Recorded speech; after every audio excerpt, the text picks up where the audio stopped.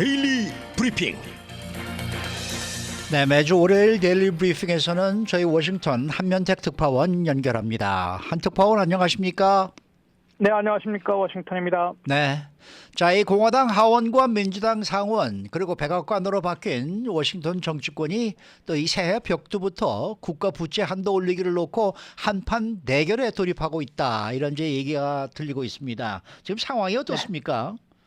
네, 국가부채 상한선이 있습니다. 한도가 있고 지금 현재는 31조 4천억 달러입니다. 네. 31조 4천억 달러가 그런데 19일이면은 거기에 이제 도달하는 것으로 제니 델런 재무장관이 케빈 메카시 하원의장을 비롯한 양당 지도부, 양원 지도부에게 공식 서한을 통해서 통보를 했습니다. 네. 국가부채 상한선에 도달하게 되면요.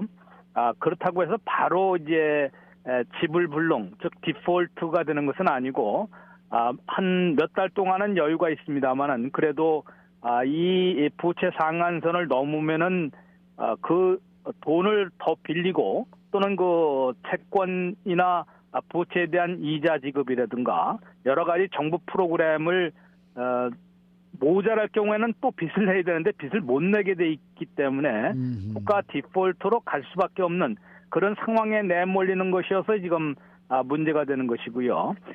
당연히 이제 수십 년 동안 연방의회에서는 계속 이 국가 부채 상한선을 올려왔습니다. 네. 그런데 때로는 2011년에는 아주 극한 대립 끝에 거의 국가 디폴트가 사실 그 선언된 디폴트가 된 적은 한 번도 없었거든요. 네. 그러나 그 직전까지 갔던 것이 2011년에 있었고 최근 근년 들어서는 계속 그런 투쟁이 없이 일단은 매번 상한선을 올려왔습니다만은 지금 상황이 말씀하신 대로 상황이 완전히 바뀐 거 아니겠습니까?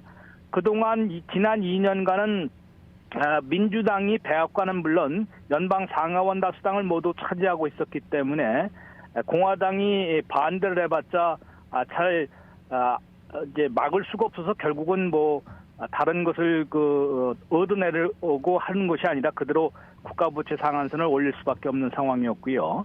더구나 뭐 적자가 심해졌던 것은 팬데믹 때문에 한 5조 달러 이상을 풀어서 적자가 더 이제 심해졌는데 이것은 뭐 민주당만의 책임이라 볼 수는 없었기 때문에 천당적 이슈로 그냥 올려와서 일본 국가 디폴트의 위험은 겪지 않고 계속 그냥 그대로 보내왔습니다만은 이번에는 공화당 하원이 이제 다수당이 됐고 또 케빈 메카시의 하원의장이 보수 강경파들에게 지금 어찌 보면은 발목을 잡힌 끝에 그렇죠. 이제 15번의 투표를 거쳐서 하원의장직에 올랐기 때문에 한판 대결을 할 수밖에 없는 것이고요. 네. 지금 공화당 하원은 이것이 이제 무턱대고 조건 없이 계속 올려만 주면 되겠느냐. 해법을 찾으려면은 예산이나 예산을 삭감을 해야만 되고 뭐 심지어는 국방비까지도 이제 줄여서라도 이렇게 국가 부채를 좀 줄여나가는 그런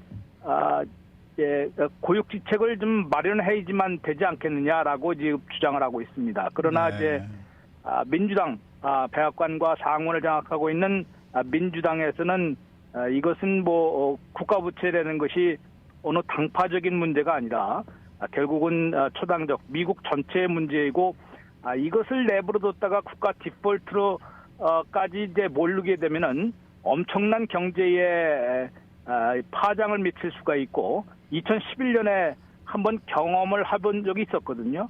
그런 쓸데없는 불필요한 그런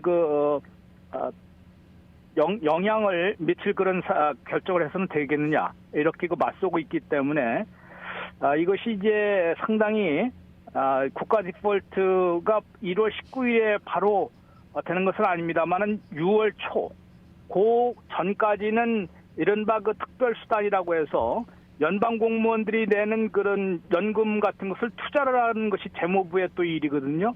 이것을 투자를 중단하는 등의 특별수단이 있습니다. 또 들어오는 세입이 있지 않습니까? 네. 계속 들어오는 세입을 갖다가 우선은 이제 지출에 쓸 수 있도록 하는 것이 특별수단인데 그런 특별수단마저도 6월 초면은 소진될 것이다. 그때까지밖에는 못 버틴다는 것이 제닛 앨런 재무장관의 설명입니다. 경고이기도 하고요. 그 이전에 국가부채 상환세를 방법은 두 가지입니다. 계속 올려주든지 아니면 카운트를 중지하는 방법도 있습니다.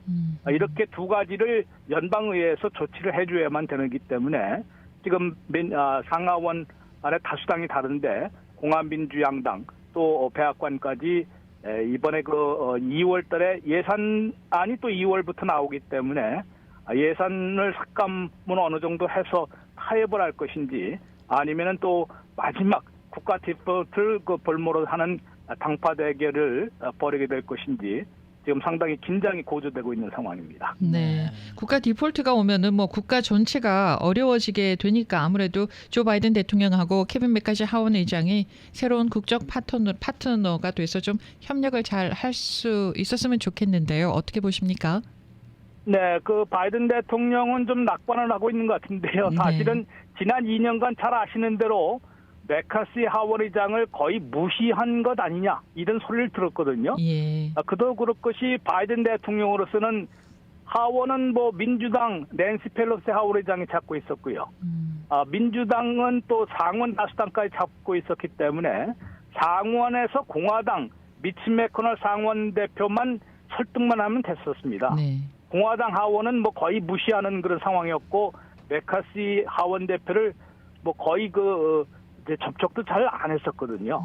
그런데 어쩔 수 없이 이제는 이제 하원을 다수당을 했고 서열 3위에다가 대통령 승계 2위 아니겠습니까? 네. 그런 사람으로 이제 케빈 맥카시 하원 의장이 있기 때문에 결국은 두 사람이 얼굴을 맞대고 협치를 해낼 수 있을 것인지 여기에 따라서 워싱턴 정카 2023년 왜냐하면 또 이제 경제가 상당히 어렵다고 하는 해이기 때문에 어떻게 돌아갈지는 두 사람에게 많이 달려 있다고 해도 과언은 아닐 정도인데요. 맥카시 하원 의장이 사실은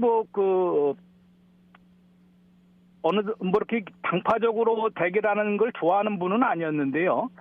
지금 주변 환경이 좀 전에 말씀드린 대로 공화당 하원 내 보수 강경파 20명에게 끌려다니면서 상당히 호된 이번에 경험을 했던 것으로 볼 때는 그런 우려가 나오지 않을 수가 없습니다. 그러다 보니까 이제 과연 바이든 대통령과 또 이제 민주당 상원과 협치를 해서 이런 위기를 극복을 해낼 수 있을지 또 타협책을 찾을 수 있을지 상당히 좀 걱정되는 부분이 좀 없잖아 있는 것 같고요. 그래도 이제 바이든 대통령은 공화당 하원 의원들 중에서도 중도파 아들과는 분명히 이제 타협책을 찾아낼 수 있을 것이다. 그다음에 이제 케빈 맥카시 하원 의장도 강경파들에게 끌려다니면은 아무것도 하지 못하기 때문에 2년 만에 하원 의장에서 또 내려올 수도 있는 그런 상황이 될 수도 있거든요. 예. 그런 것으로 볼 때는 분명히 아마도 이제 협치할 수 있는 타협책을 찾을 수 있는 여지는 좀 있는 거 아니냐. 그다음에 이제 이번 문제 같은 경우는 국가 디폴트라는 것은 쓸데없는 겁니다. 괜히 그거 했다가 왜냐하면 그렇다고 해서 미국이 달러가 이제 소진되고 정말로 돈이 떨어지는 건 아니지 않습니까? 그렇죠. 그러다 보니까 그런 정치의 싸움을 하더라도 마지막 순간에는 당연히 타협책을 서로 이제 체면을 세워주고 차리는 그런 차원에서 해법은 해결책은 찾을 수 있을 것으로 예상을 되고 있는데요. 그러나 이제 사안마다 지금 공화당 하원에서 오히려 더 우려되는 것은 바이든 대통령과 그 아들 헌터 바이든에 대한 전방위 조사를 또 공화당 하원이 들고 이미 시작이 됐고요. 그런 것을 통해서 상당히 강경 일본대로 간다라면 이제 타협책을 찾기가 그렇게 쉽지는 않을 것이기 때문에 곳곳에서 충돌할 위험이 있어서 케빈 맥카시 하원 의장이 말 그대로 이제 공화당 하원 내에서 지금 분포가 온건 중동고파들이 한 70여 명이 되고요. 이 강경보수파들은 30명 정도밖에 네. 안 됩니다. 네. 그걸 잘 어떻게 지도력을 발휘하느냐에 따라서 달라질 것으로 보입니다. 네. 네. 오늘 말씀 잘 들었습니다. 네, 고맙습니다. 네, 지금까지 워싱턴 한면택 특파원이었습니다.